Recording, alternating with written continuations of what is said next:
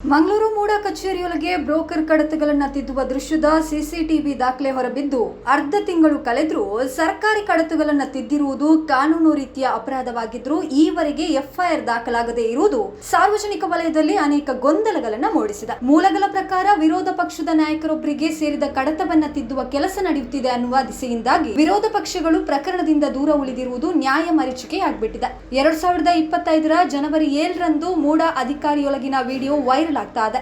ಕಚೇರಿಯೊಳಗೆ ಅಧಿಕಾರಿ ಅನುಪಸ್ಥಿತಿಯಲ್ಲಿ ಬ್ರೋಕರ್ ತನಗೆ ಬೇಕಾದ ಕಡತವನ್ನ ರಾಜಾರೋಷವಾಗಿ ತೆಗೆದು ತಿದ್ದುವನು.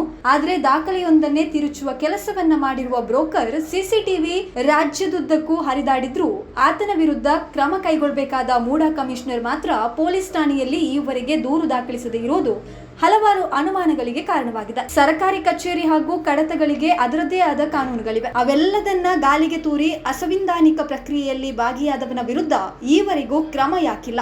ವಿರೋಧ ಪಕ್ಷದ ದೊಡ್ಡ ಮುಖಂಡನಿಗೆ ಸೇರಿದ ಕಡತಗಳ ತಿದ್ದುವ ಕೆಲಸವನ್ನ ಬ್ರೋಕರ್ ನಡೆಸಿರುವುದರಿಂದ ಅನ್ಯಾಯದ ವಿರುದ್ಧ ಮಾತನಾಡಬೇಕಾದ ವಿರೋಧ ಪಕ್ಷವು ಸುಮ್ಮನಿದೆ. ಸರ್ಕಾರಿ ಕಡತಗಳಲ್ಲಿ ಒಂದಿಚ್ಚು ವ್ಯತ್ಯಾಸವಾದಲ್ಲಿ ಕಿರಿಯ ಅಧಿಕಾರಿಗಳು ತಲೆದಂಡವಾಗಬಹುದು, ಆತ್ಮಹತ್ಯೆ ನಡೆಸುವ ಸಾಧ್ಯತೆಗಳು ಹೆಚ್ಚು.